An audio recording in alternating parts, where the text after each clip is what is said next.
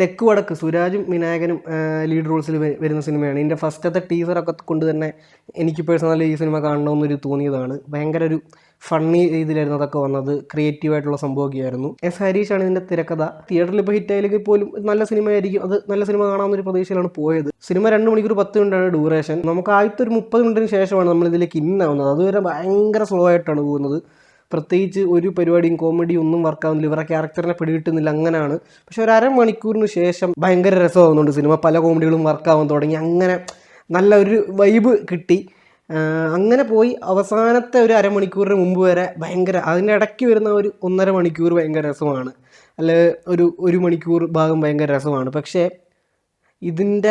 ഇതിന് ശേഷം വരുന്ന ഈ അരമണിക്കൂറും ഭയങ്കര, അത് എനിക്കിതിൻ്റെ ഫസ്റ്റ് ഹാഫ് ആയപ്പോഴേ തോന്നി. സെക്കൻഡ് ഹാഫിൽ ഈ എസ് ഹരീഷ് റൈറ്റർ ആയതുകൊണ്ട് തന്നെ എന്തെങ്കിലും ബുദ്ധിജീവി അല്ലെ ആ ടൈപ്പ്, പക്ഷേ ബുദ്ധിജീവി എന്നല്ല പറയേണ്ടത്, പക്ഷേ സ്റ്റിൽ ഒരു എൻ്റർടൈനിങ് പരിപാടി വിട്ട് കുറച്ചുകൂടി ഇങ്ങനെ നോവൽ പോലെയൊക്കെ അങ്ങനെയൊക്കെ കുറച്ച് കാര്യങ്ങൾ അവസാനത്തെ ഒരു അരമണിക്കൂർ ചെയ്യുന്നുണ്ട്. അവിടെ കൊണ്ട് പിന്നെയും പടം കൈവിട്ട് പോയിട്ടാണ് തോന്നിയത്.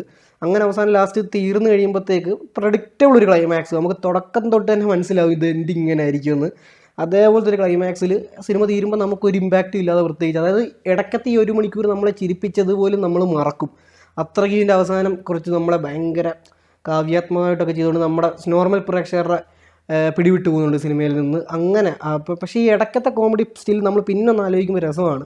ഇതിൽ വിനായകനും സുരാജും കട്ടക്കി. ഇപ്പോൾ സുരാജ് സീരിയസ് വേഷങ്ങൾക്ക് ശേഷം ഈ അടുത്ത് കുറച്ച് കോമഡി കഥാപാത്രങ്ങൾ അവിടെ ഇവിടെ ആയിട്ട് ചെയ്യുന്നുണ്ട്. പക്ഷെ അതിലൊന്നിൽ പോലും എനിക്ക് ഇപ്പോൾ ഭീമൻ്റെ വഴി ഒഴിച്ചു നിർത്തി കഴിഞ്ഞാൽ, ഇപ്പോൾ മുകുന്ദനുണ്ണി ആയാലും ശരി, അടിയോ സമീകോ ആയാലും ശരി, ഒരു പടത്തിൽ എനിക്ക് കോമഡി എനിക്ക് സുരാജ് ചെയ്യുന്നതുകൊണ്ട് വലിയ ചിരി വന്നിട്ടില്ല. പക്ഷേ ഈ സിനിമയിൽ പുള്ളി നന്നായിട്ട് തന്നെ സ്കോർ ചെയ്തിട്ടുണ്ട്. വിനായകനും അടിപൊളിയായിട്ട് ചെയ്തിട്ടുണ്ട്.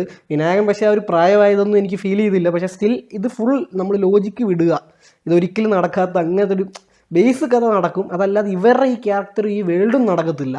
അപ്പം അതുകൊണ്ട് തന്നെ വിനായകനെ നമ്മൾ അങ്ങനെ വിട്ടേക്കുമാണ്, എന്ത് വേണമെങ്കിലും കാണിച്ചോട്ടെ എന്നുള്ള രീതിയിൽ. അതുകൊണ്ട് തന്നെ നമ്മളെ ചിരിപ്പിക്കുന്നുണ്ട്.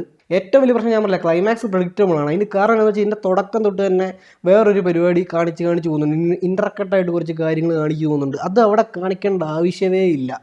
അതുകൊണ്ട് തന്നെ ഇതിൻ്റെ മെയിൻ ഒരു ത്രില്ലിങ് സാധനം നമുക്കറിയാം, ഇന്നയാൾക്ക് ഇത് അങ്ങനെ ഒരു പരിപാടി നമുക്ക് മനസ്സിലാവും. ഈ സെക്കൻഡ് ഹാഫിൽ ഈ സുരാജിൻ്റെ ക്യാരക്ടർ പല കാര്യങ്ങളും ചെയ്യുന്നുണ്ട്. അപ്പം നമുക്കിത് ഊഹിക്കാം, ഇയാൾക്ക് കുറച്ച് കഴിയുമ്പോഴത്തേക്ക് ഇയാൾ ഈ ഒരു സിറ്റുവേഷനിൽ എത്തുമെന്നുള്ളത്. അതിന് കാരണം ഫസ്റ്റിൽ തന്നെ ഇവർ കാണിച്ചൊരു സംഭവമാണ്. അങ്ങനെ കാണിച്ചില്ലായിരുന്നെങ്കിൽ കുറച്ചുകൂടെ രസമായേനെ.